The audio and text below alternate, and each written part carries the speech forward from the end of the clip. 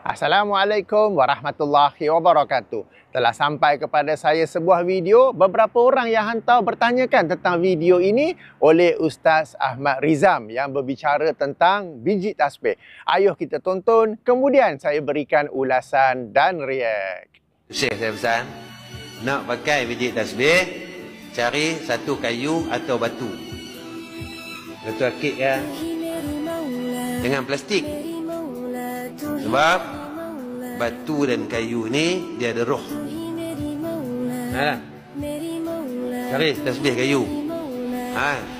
Lampau ada duit, beli hak tasbih batu akik tu. Tapi aku tak suka pakai, berat. Buah dalam paket RM1 tu. Nak kayu sudah lah. Kayu pun ada hak mahal lah. Hampa ada duit. Duit banyak.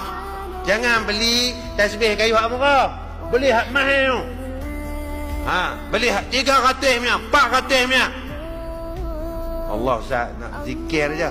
Ni jadi syahid kita. Apa dia?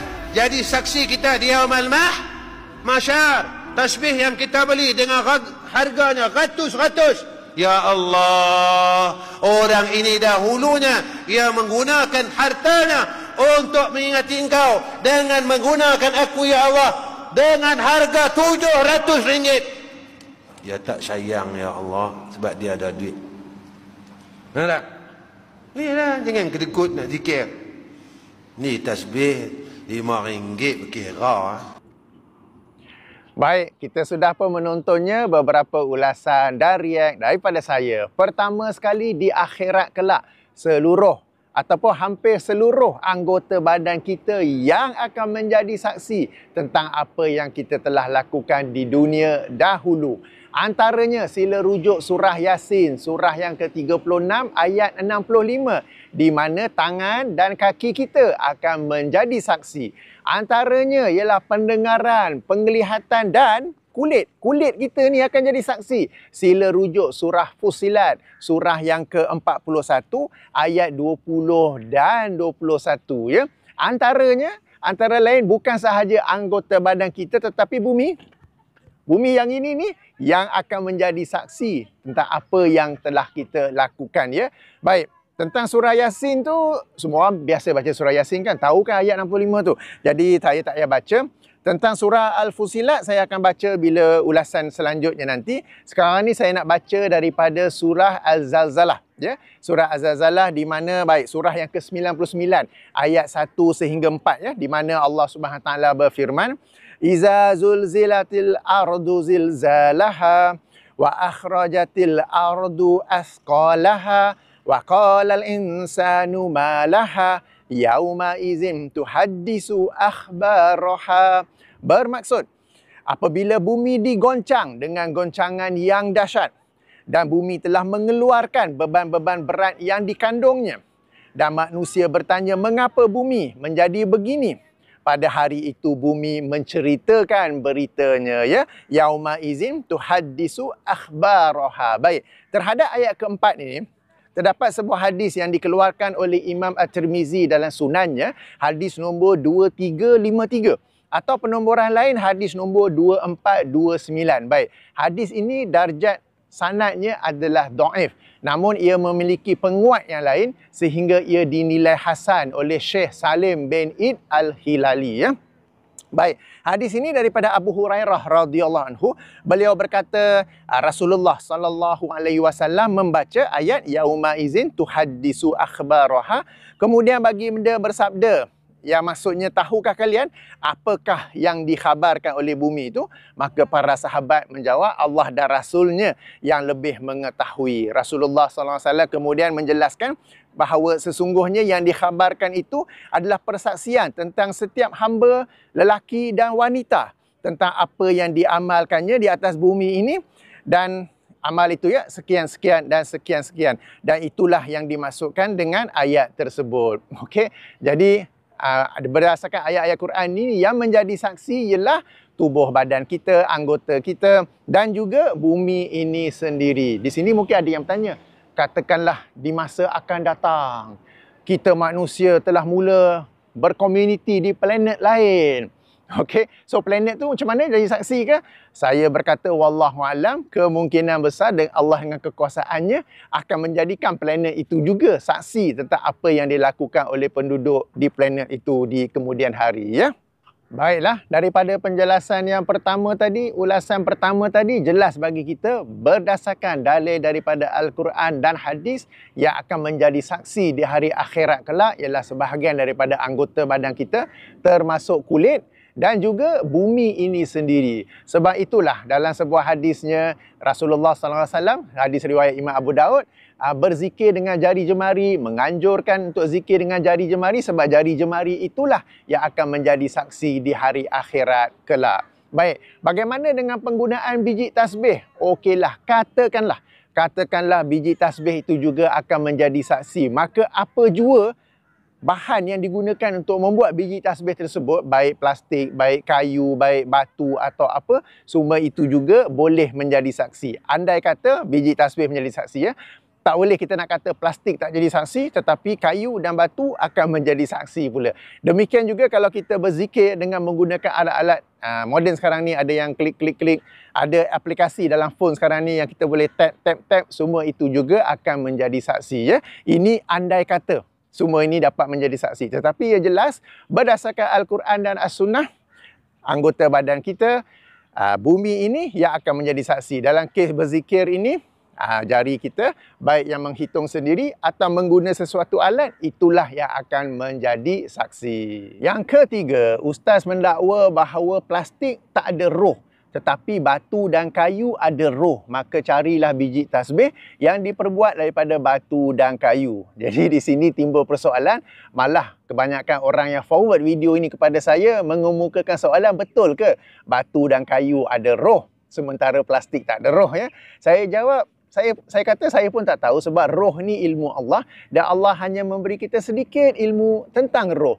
Apa yang penting lah di hari akhirat kelak, yang akan menjadi saksi, yang ini anggota badan kita, tangan, kaki, kulit, mereka akan bercakap. Mereka akan menjadi saksi kerana Allah Subhanahu Wa Taala telah menjadikan mereka berkebolehan untuk bercakap. Ayo kita rujuk dalilnya surah Fussilat ayat nombor 21. Mula-mula tadi saya bagi 3 dalil kan? Surah Yasin ayat 65, surah Fussilat ayat 21 dan surah Az-Zalzalah ayat 1 hingga 4 kan, khasnya ayat keempat. Baik, sekarang ini kita baca ayat 21 surah Fussilat di mana Allah Subhanahu Wa Taala berfirman, wa qalu li juludihim lima syahidtum alaina qalu antaqana Allahu allazi antaqa kulla syai'in wa huwa khalaqakum awwala marrah wa huwa khalaqakum awwala marratin wa ilaihi turja'un. Maksudnya, dan mereka berkata kepada kulit mereka, sebab di hari akhirat kelak kulit ni akan menjadi saksi. Ni isi ni. Macam mana tak nak bagi kulit kan? Mengapa kamu menjadi saksi terhadap kami? Tanya kulit ni, kenapa kan? Kulit tu jawab, Allah yang menjadikan segala sesuatu pandai berkata-kata. Telah menjadikan kami, yakni kulit, pandai berkata. Dan dialah yang menciptakan kamu pada kali pertama dan hanya kepadanya lah kamu dikembalikan. Jadi tak ada kaitan dengan ada roh, tak ada roh. Tapi kulit ini Allah Subhanahu Wa Taala dengan kekuasaannya dan dengan kehebatannya telah menjadikan kulit itu mampu berkata-kata, ya. Jadi seandainya biji tasbih di akhirat kelak boleh berkata-kata, ia bukan kerana ada roh di dalam batu ke kayu ke apa, tetapi Allah Subhanahu Wa Taala yang menjadikan biji tasbih itu boleh berkata-kata. Sebelum ke ulasan yang selanjutnya, perasan tak?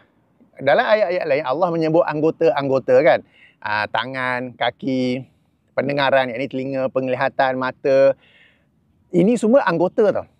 Tetapi kulit, pada zaman dulu mereka tak tahu kulit ni adalah satu organ. Tapi sekarang ni modern science, modern medicine, mereka menyebut antara organ yang terbesar ialah tak silap saya hati, dan yang nombor 2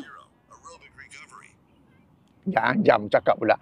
Dan yang kedua ialah organ yang besar juga ialah kulit. Sekarang ni modern science, modern medicine telah mengenal bahawa kulit ni adalah satu organ juga. Saya lupa mana yang lebih besar, hati atau kulit. Tapi dua-dua ni antara yang paling besar lah dalam tubuh badan kita ya. Zaman dulu 1400 tahun yang lalu mereka tak tahu bahawa kulit ni juga adalah satu organ yang independen yang boleh bercakap sendiri. Ini antara mukjizat Al-Quran ya.